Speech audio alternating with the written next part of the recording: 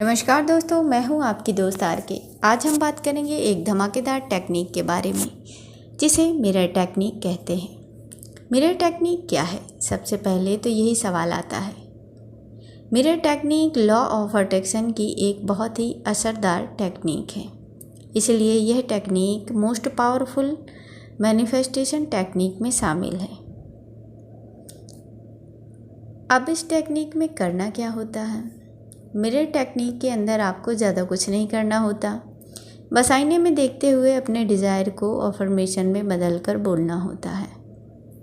इस टेक्निक में आप एक से भी अधिक अफर्मेशन बोल सकते हैं। जैसे आप पैसा मैनिफेस्ट कर सकते हैं, लाइफ पार्टनर मैनिफेस्ट कर सकते हैं, नौकरी, घर, एनीथिंग, कुछ भी मैनिफेस्ट कर सकते हैं जो आप चाहें। लेकिन आपकी अफर्मेशन छोटी होनी चाहिए ताकि आपको बोलने में आसानी हो।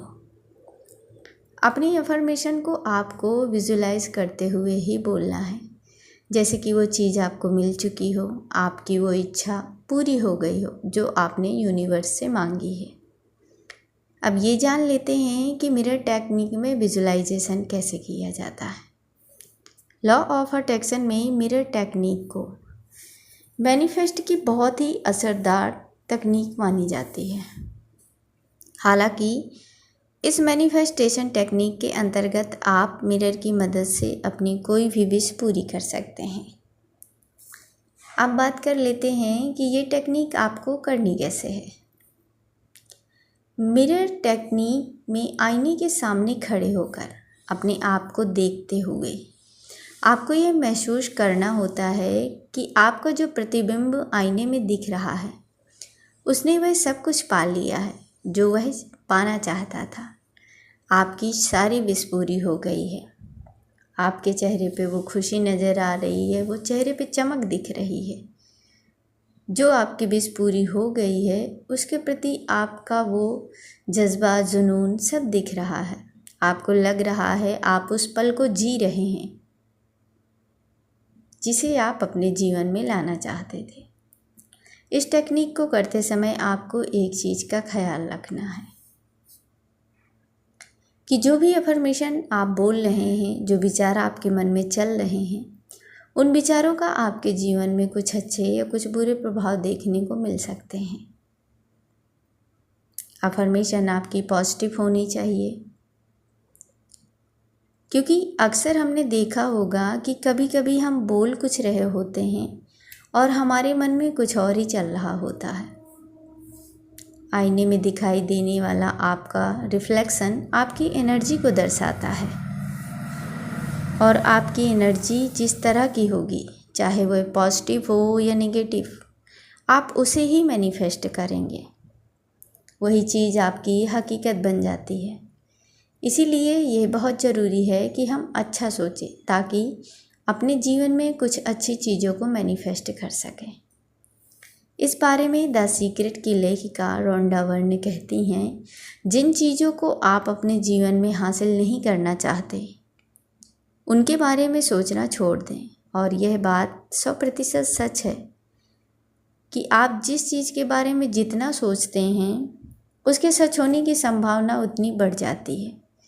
फिर इस बात से फ़र्क नहीं पड़ता कि वह चीज़ सकारात्मक है या नकारात्मक।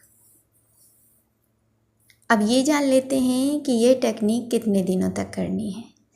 इस टेक्निक को आपको कम से कम 21 दिनों तक करना है।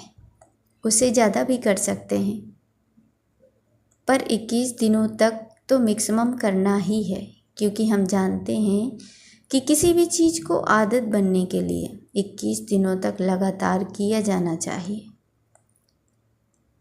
कोई भी मैनिफेस्टेशन टेक्निक तब तक असरदार नहीं होती है जब तक कि हम उसे अपनी आदत में शामिल ना कर लें। एक बार आदत होने के बाद इन तकनीकों को करने में बहुत ही आसानी होती है।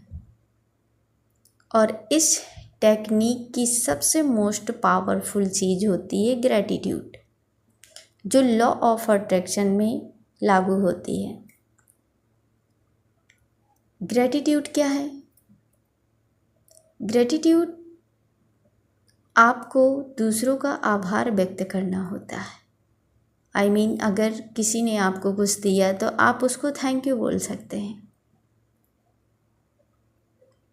ईश्वर को शुक्रिया बोलिए, उनका आभार व्यक्त करिए। Thank you universe. यूनिवर्स के द्वारा दी गई सभी खुशियों और ब्लेसिंग के लिए शुक्रिया बोलिए।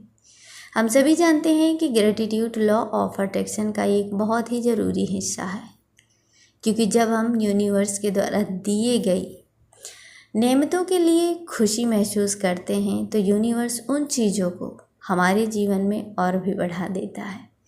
इसीलिए हम सभी को ईश्वर का शुक्रगुजार होना चाहिए, उनको हमेशा थैंक यू बोलना चाहिए। आज हमारे पास जो कुछ भी है वो सब यूनिवर्स की देन है। इसलिए थैंक यू यूनिवर्स कि आपने मुझे इस लायक बनाया। आपने मुझे वो सब कुछ दिया जो मैं चाहती थी या मैं जो चाहता था। Thank you so much universe.